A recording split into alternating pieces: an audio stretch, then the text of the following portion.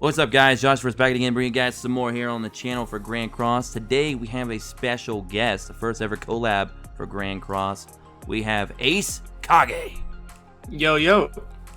What's up, man? So today we're going to be talking a little bit about what makes this game very free to play, especially in comparison to some other gacha games out there that you may have played recently. So Ace, what do you think so far about the game? All right, so Grand Cross is definitely a 2020 gacha game. From the visuals alone, you can tell that straight off the bat. The gameplay is great, and the free-to-play aspect, which is what we're focusing on today's video, is actually pretty good. Yeah, definitely 100% agree. So what are some games that you might have played recently that you felt lacked in some areas of free-to-play that you feel like this game really picks up on? Oh, yo, you already know the answer to that, Josh. Do I say it? Do I dare say it? I mean, it's up to you. Well, I guess instead of mentioning the other game, I guess you could really mention the aspect. Like, what was the aspect that you felt where it lacked being free to play that this game does a good job at? All right, so in that game, the resources, the premium currency, let's give them a hint. It rhymes with, what would it rhyme with, Josh? It's the opposite of this. White spade something knights. All right, that's all we're saying. All right, we don't want to say that name just in case the comments go crazy. But the jewel resource in that game was it's hard to farm. You got your dailies, you got your event that comes once a week, and that's basically it. But compared to Seven Deadly Sins, where of course PvP alone is more than that other game would give you in general, that game has very limited resources. The shop is good for beginners, I'm not gonna lie, but once you get certain units, it makes the shop completely useless. The jewel prices are on the lower, pretty expensive side here in Canada. I'm sure it's probably the same in America. The packs are horrible, and Seven Deadly Sins has some pretty good packs, I'll give them that. And just content overall, but if we're talking gems, Seven Deadly Sins definitely nails it. Yeah, content's a big thing. I've noticed a lot of games, they come out, either they've been out for over a year, they're brand new, like they released on global and JP, for example, on day one, but they're always lacking content for some reason. It seems like Seven Deadly Sins got that covered in spades, because it feels like you're just going to be sitting there farming mostly all day, because there's so many different things to farm. All the different dungeons, the boss fights, the story mode, just a lot to do. So what do you think about that? Being able to do a lot of stuff. That's actually kind of funny. There's so much content in this game that people are like, holy, I need to take a step back. There's that much. Like, it's had the opposite effect, you know what I mean? Like, some games are like, it doesn't have enough content, I'm dropping it. This game's like, it has so much content. I don't know where to start, but it has the navigation, which is perfect. And of course, you can go take your time, watch YouTubers like Josh. They can help you out with their guides. Quick plug. It's like one of the big aspects, though. We talked about this previously, but one of the biggest aspects about this game, it's a gacha, and everyone knows gachas usually equal RNG, and sometimes your RNG just doesn't work in your favor, and sometimes a lot of players can struggle, especially free to play. But in this game, there is no such thing as a bad summon. So you want to elaborate a little bit more on that? Yes, so let's compare it to something like Naruto Blazing. Oh, well, yeah, please, let's compare it to something like Naruto Blazing. Play that game for a couple of years. Holy, I pulled another, let's just say Hiruzen dupe. What am I going to do? He's already at max luck. I can't do anything with him, so you literally have to sell him. With this game, you pull, even if you get shafted, you get coins, you can spend those in the shop for AP, so you can keep doing missions. You could spend them for SSRs, which gives you SSR dupe. You can buy an SSR dupe if you already own the SSR. Get a free coin, which you can spend on coin shop units, which if you know on JP, it's absolutely insane on there. When Global gets that, there's some of the best top tier units in the game. Basically, the shop is amazing, and that carries you in this game. Yeah, the coin shop is definitely next level. Like, it's definitely one of my favorite aspects of the game, because it feels like if you get shafted enough, you can transition those coins over to a really powerful unit. And if you get shafted, even pulling a lot of rares, which you're going to have a high rate of pulling those, you have stamina, and more stamina is never a bad thing. A lot of games, especially, they have stamina problems. This game is just handing out stamina like candy. So it's good. It's like, okay, so we're giving a game that has content. They're giving you things to do. It almost feels MMO-ish, but still keeping a lot of those, you know, quality of life that you would expect in a game for mobile in 2020. So it's like they give you a little bit of the best of both worlds here. So I could see a lot of players looking at this game and not knowing what to do with themselves because they're so used to the standard of just logging in, play for 10 minutes, then log out. This game's like, why stop at 10 minutes? Let's go play an hour, play 2 hours. Play 10. So, yeah, play 10. So it's like, it's definitely a great new and experienced probably for a lot of different players. But to continue the trend of today's video, talking about free-to-play, let's talk about one of the best free-to-play units in the game, even if we stack them up against some of the best in JP and the Korean version, which is like almost a year older than the global. But he's still good even there, and that is Blue King. Now, you made a video about this on your channel, which I will have Ace's channel in the description below, guys, so definitely go check it out and subscribe because he's also covering Grand Cross and some other games as well. So what do you think about Blue King? Just an amazing unit. All right, so the best part about Blue King is if you spend 2 hours clicking the top right yellow question mark, exclamation mark, you're going to eventually get him. And of course, that's story mode. I think you get him in episode 26 or is it 25? One or the other. He has a purification, a heal, a petrification, AoE effects. He's going to stay top tier for so long. You can literally put him on any team and he'll perform well. And that's the power of these free-to-play units. It's not even King. If we look at Bond, he can remove enemies' ultimate gauge. Every unit in this game has their own individuality. You can feel it while playing. They're all special, even if they're SRs. Like, that's a thing. If you get shafted, an SR could come in handy, like Hawk Elizabeth. I know that's a pretty good SR unit. There's some pretty good SR units in this game. But King in particular, the fact that they just handed out this god tier unit like that is telling you something about the developers. They really care. Yeah, they're like, here, we're going to give you the keys to the kingdom and we're going to let you have fun with it. And it's, you don't usually see it. I mean, I would consider, if I'm being fair, I would consider King an MC unit in a lot of other gachas. And what I mean by that is there is always that free-to-play unit that you're going to get at the start of the game. And it's usually a main character, especially if it's like a game based on an anime franchise. They'll give you like a main character. And that main character is usually, I'm not going to say all games, but most of the time, the main character's trash. He's just a bad unit. He's good for maybe a week or two, and then you throw him away. Whereas with King, you know, we're talking to JP players. Even the Mega Whales over there, it's been playing for about a year. They're still running King in their team comps because he is that good. Like Ace said, he provides you with a little bit of everything. He's got support, lockdown, cleanse, and heal, and he even throws a little bit of damage in there on the side. So just, what more could you ask for a free-to-play unit? Just absolutely crazy. So, I mean, it just goes in with the whole video today is like, how free-to-play friendly is this game? Well, they're giving you a unit that's OP and it's free.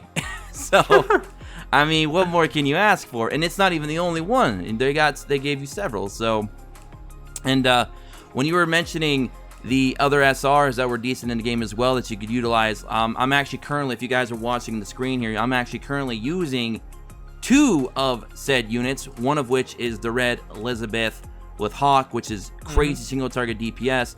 And then, of course, also running our boy Blue King. So you're already seeing 2 of these amazing units in action on your guys' screen here on the video. So very, very cool.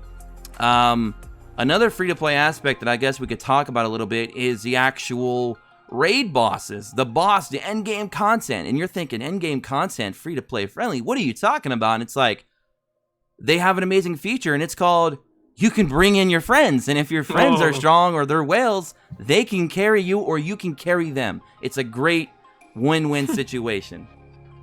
So that, I mean, endgame content being free-to-play friendly, where even whales, which most free-to-plays are like, yo, I don't want nothing to do with whales. In this game, you're like, yo, I want to be friends with the whales because they can help carry you in endgame content to help you catch up. So it's like, it's an amazing experience, and there's social there's some, it's a social structure there. There's we don't unfortunately we don't have guild system yet because that's after chapter 6, so we have to wait on that. But being able to jump into a co-op, like you can be on a voice call, you can be in a chat, either like a Facebook Messenger or Discord or whatever. You can communicate with your teammate and play live co-op raids. That's so 2020. It's like I'm tired of seeing games in 2020 where there's no co-op at all, let alone live co-op. So I feel like I'm playing a game with thousands of players, but I feel like I'm isolated in this game world. Like I'm by myself. There's no other players really there. Even though the game tries to tell me they're there, they're not. So being able to have that in 2020 is something that I crave, and it makes for good content for us YouTubers as well. So we can play with you guys that are watching. So very, very cool. Very, very cool. Is there any other free-to-play aspects that you would like to mention? Because I know there's a couple that we probably haven't went over yet. Yeah, there's a bit, but I want to touch up a bit more on that raid thing. You guys don't understand. Maybe me and Josh are a bit biased because we make content, but live streaming a game with no multiplayer is like people watching you play a single player game, and it just like there's no interaction there.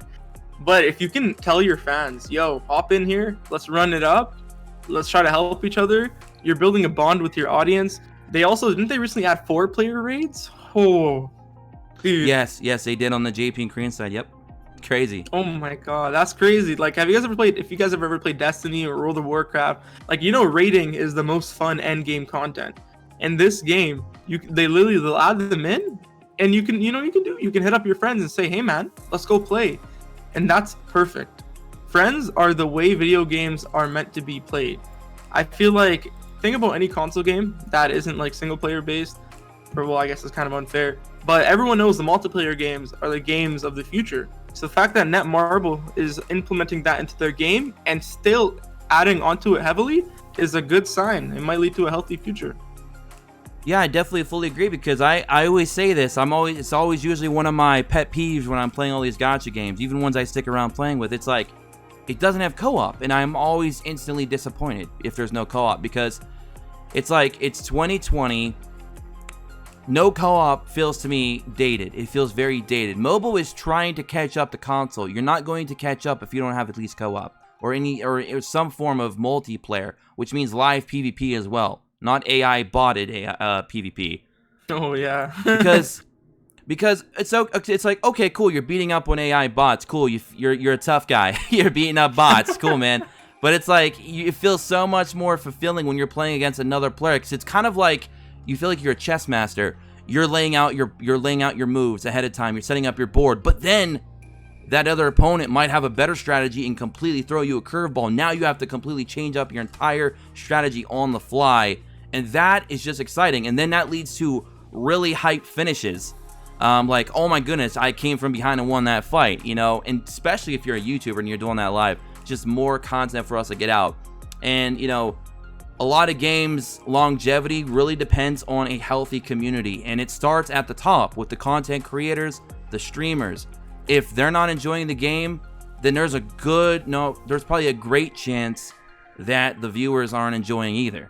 And then that just trickles down, and it's just a domino effect. So a healthy player base, a good community, it starts at the top and it has to work its way down. So getting things like this that allows us content creators to make you good, engaging content where you guys can kind of get in on the mix. And yeah, like Ace said, you build a nice little bond there with your community, and it just makes for an overall better experience. And the fact that it's free to play too, on top of that, is just a nice added bonus. So yeah, there's definitely lots of aspects in this game that are free to play that you might not find in other games. Or you might find little parts here and there that you might find in other games, but this game is like giving you that total package. I think that's what's really important. You're getting the total package. It's not like, okay, we'll go free to play on this aspect, but then we're going to go really pay to win on that side. So I want to talk a moment about PvP, because PvP seems to always be the prototypical pay to win aspect of every gacha. No matter how free to play they get, you always sit there and and you think in the back of your mind, okay, PvP is going to be for whales only. Thankfully, this game has 2 PvP modes, ungeared and geared. Now, Ungeared, I'm not going to sit here and tell you it's 100% free to play, because Ungeared still does count costumes and your ultimate gauge, or I'm sorry, your ultimates being maxed out with max dupes. So I can't say it's 100% free to play, but like I was telling Ace before the video, I'd easily give it at least an 8.5 out of 10 on a free to play scale of being free to play for Ungeared, because what you have to do in PvP Ungeared is just simply get to gold rank or a little bit higher, and you're going to be getting a multi-summon every single week. So that's not bad at all, and you don't have to rely on gear, just your base characters and whatever dupes you get for them. And as Ace said earlier as well, the game has so many strong free-to-play units that you can use in PvP. That's what's really good about this. So you have any additional thoughts for PvP that you like to talk about? I mean, honestly, we know PvP is a huge part of gacha games now. Well, I want to say a huge part, but if we look at a game like Naruto Blazing, that game is straight living off of Kage League and a bunch of PvP events. The fact that you can get 120, I think there's like 4 weeks in a month, right? For Grand Cross. That's 120 gems for literally just touching gold.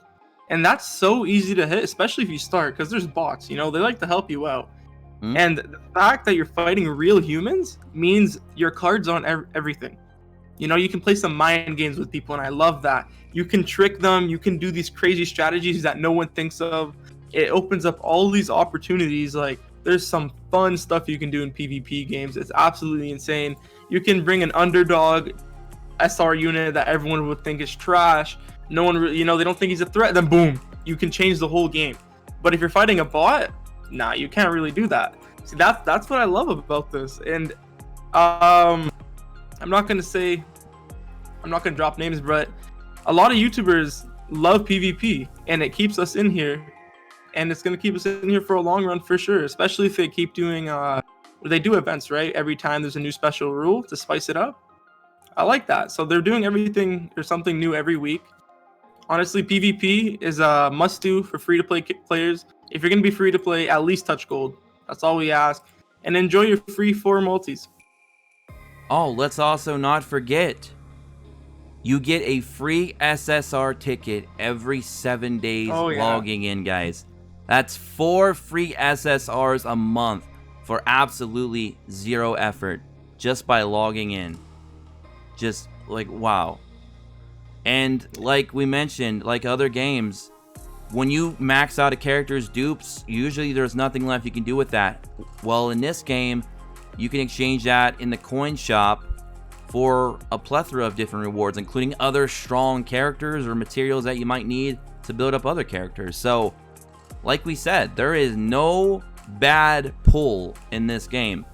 And a cool thing that I want to mention on global, especially global, on JP in Korea, you have to spend 1 gem, 1 diamond per day for your discounted daily summon. In global, they actually go the ad route, where you just watch a 30-second ad, which you're thinking, oh, it's an ad, I don't really want to watch an ad, but it's a 30-second ad to get 30 free summons a month. I mean, it's totally worth it. 30 free summons a month, basically. So, I mean,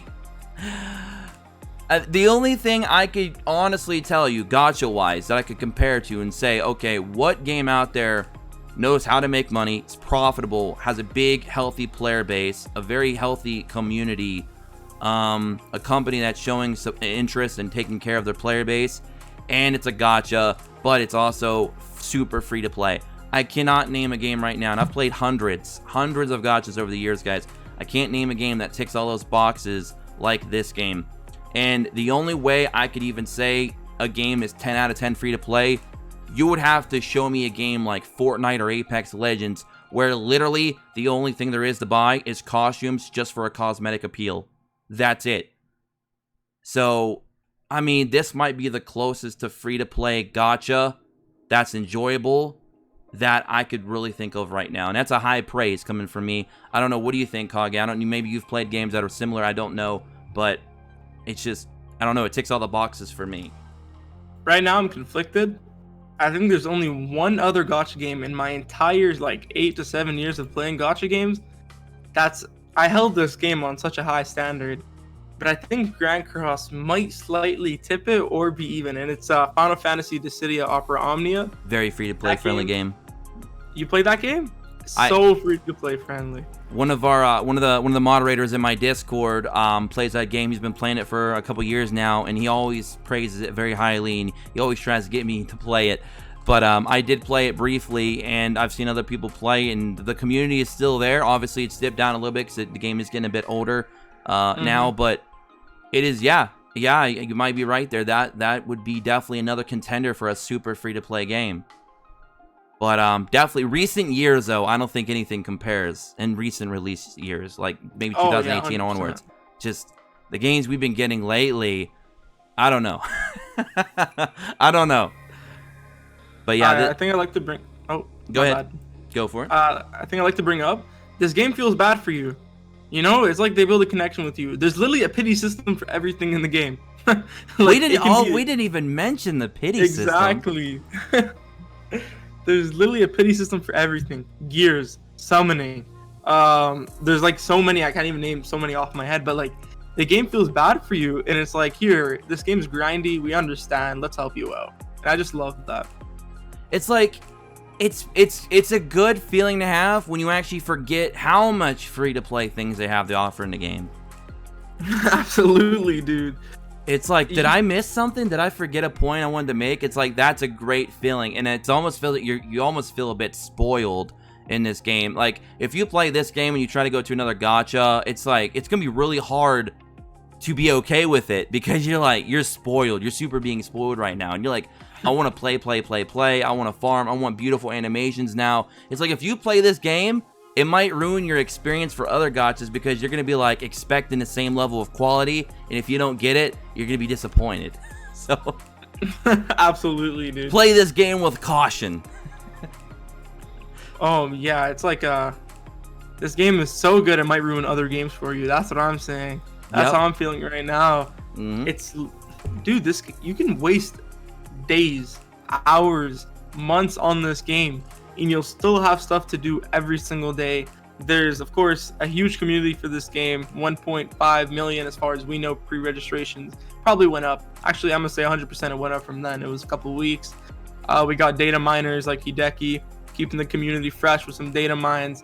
You know, you like to see that with a game, especially data mines. It's great for the content creator. It's great for the company because it's getting people hyped. And it's great for you because you know what's upcoming and if you should save or not. And these companies, a lot of these companies just don't figure it out. If you're building interesting content, you're building intriguing content, that's good content for not only just pay to wins, but free to plays as well, it keeps the morale around the community high. It keeps the praises high. And what is a good way to sell a product to a consumer? Make them feel like they're being given a deal. Make them feel like they should be, you know, I don't even know. I can't even think of the word right now. I'm trying to get off the top of my head. But it's like, when you're selling something to somebody, you don't want that consumer to feel like they're being scammed or taken advantage of. You want them to feel like they're taking advantage of you. Like you're overselling something and they're buying into it. And it's like, wow, this is too good to be true. But it really is that good. That's the feeling that you get when you play Grand Cross, because it just gives you a little bit of everything that you really would like to see in a gacha game, for a mobile game rather. And hell, it almost, in some instances, I feel like if I'm playing in full screen and landscape and on an emulator, if I would have just showed a normal person, just some random Joe Schmo off the street, he'd probably think I'm playing a console game. Oh yeah, the graphics are that good. And that's a very high praise for a mobile game, to say, oh, that looks like you're playing a console. It's like, yeah, sure I am. Sure I am. And honestly, I could see this game getting a PC port, because it's already built so perfectly for it. So, oh yeah, I'd love that. That would be awesome. Throw it up on Steam, or maybe just direct download from their website or whatever. Make it happen. I think people would buy into that very well. It'd be awesome. But yeah, man, so there's so many free-to-play aspects in this game. Too many to count. There's probably a couple that we may have even missed. But I think a lot of you get the idea. This game is super free-to-play. I mean, the only way you could beat this game in free-to-play is you would have to be a Fortnite. mean, that's the best comparison I could give you. It would have to be like Fortnite levels of free to play to beat this game out. Just insanity. Is there any last things that you would like to talk about briefly or anything like that? I think we're being really nice, but there are some drawbacks. Let's talk about. There's not much, so it's gonna be hard. But 100%, one thing that I think we can both agree on is rates on banners are pretty bad. But there's a pity system and the coin shop and a bunch of other things to make up for it. So that's kind of all right. But that's literally all I can think of. What if I told you that's literally all I can think of? Yeah, it definitely is hard to nitpick. It definitely is. It's like you really got to nitpick. Like, what's wrong with this game? It's like, well, let me think about it. We got to do something here. Try to nitpick. I actually want to find. If there was something that I would say that I have to nitpick about is maybe the cost of evolution. Not evolution. I'm sorry. Basically, building up your characters might be a little bit steep early game. I think mid to late game it'll kind of balance itself out because we'll start to hoard and stockpile resources. But definitely beginner, I think it could be a little bit stressful for some players to completely just go in there and build their characters up quickly. But thankfully the content's engaging enough that it doesn't feel like you're hitting a stone wall constantly. So I mean, I guess it works itself out. But yeah, it's a little bit pricey sometimes for some players, depending. But I don't know. I mean that's being super nitpicky. I can't really. I'm really trying to think about something I could complain about, and I'm just finding a hard time doing it right now. I think I just did the ultimate nitpick. What's that? Yo, listen to this. You know it's bad, or you know the game is great when you gotta think this deep to nitpick. But the translations on global, there's some typos in there. That's all I'm saying.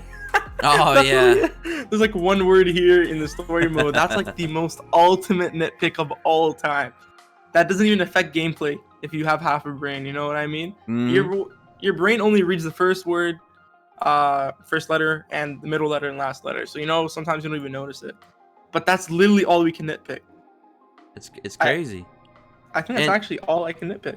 And there's one more thing I want to talk about.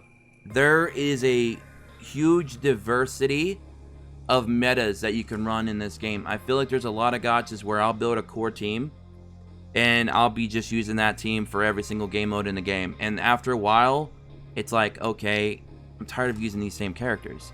In this game, you have characters that are going to be good for certain bosses. There's like 3 different raid bosses right now. There's red, there's gray, and there's crimson. And then there's also, spoiler alert for you that don't follow JP or Korea, we're also going to be getting final bosses down the line. So those will be a little bit different. So I'll be like a 4th or 5th or 6th different boss type mode we can play. You're going to have characters that are going to be good for farming. You're going to be having characters that are going to be good for geared and ungeared PvP. So there's just so many different layers to this game. It's like this game is like an onion. I'm bringing back my Shrek references now. Oh boy, So yeah, this game is like an onion. It's got a lot of different layers to it, and it allows for some characters that you might not consider to be very good. They might one day have a role to play. Like a quick example is your Green Jericho. Everyone out there who pulled the SSR Green Jericho, she's going to be super duper amazing when we do get one of those blue final bosses like they have in JP right now.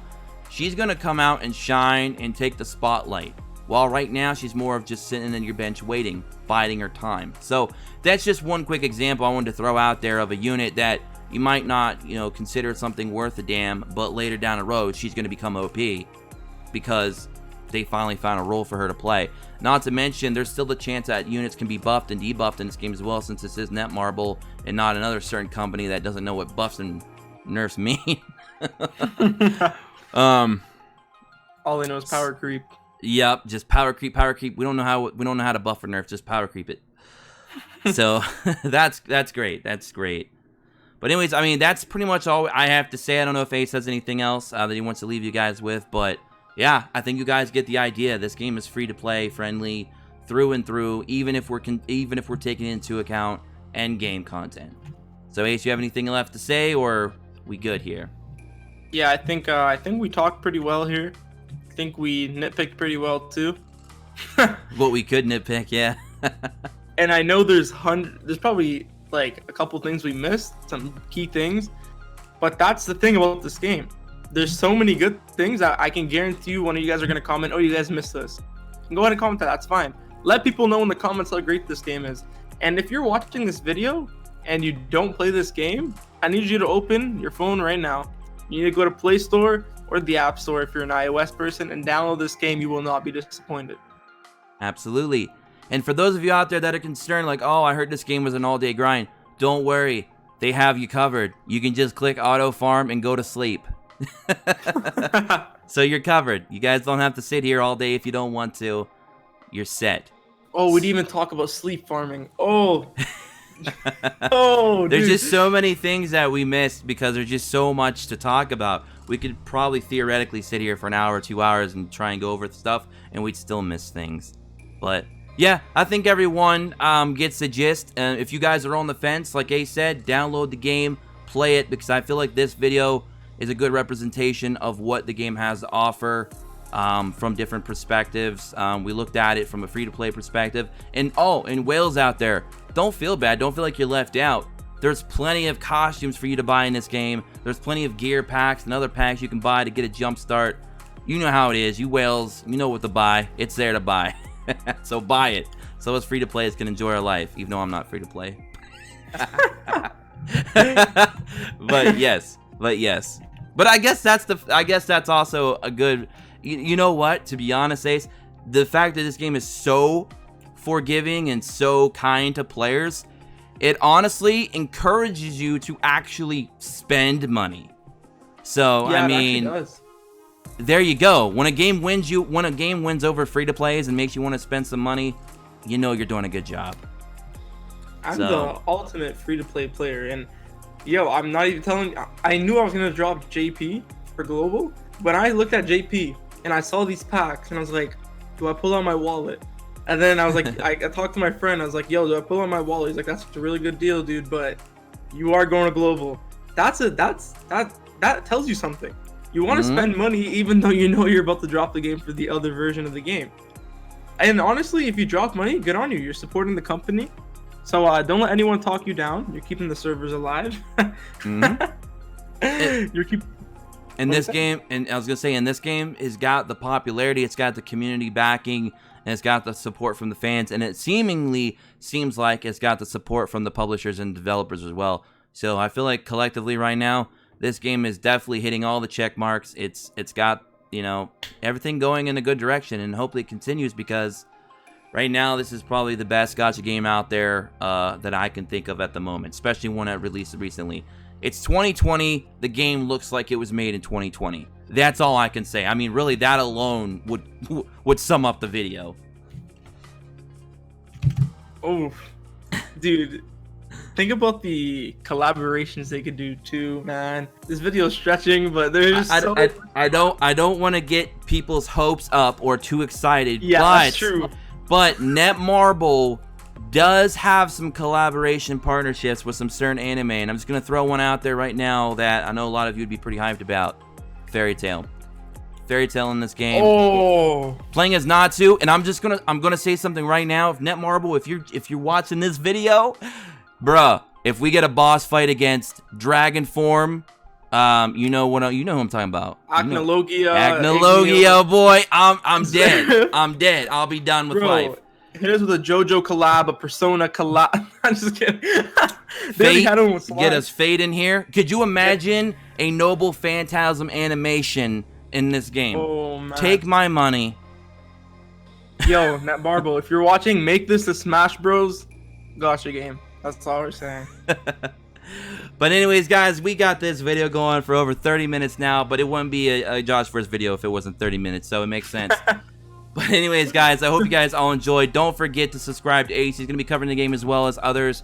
I will have his YouTube channel in the description below, as well as my Discord link if you guys want to hop in there too. Don't forget to like today's video, subscribe, check notifications, and I'm going to catch you guys all on the next one. As always, peace.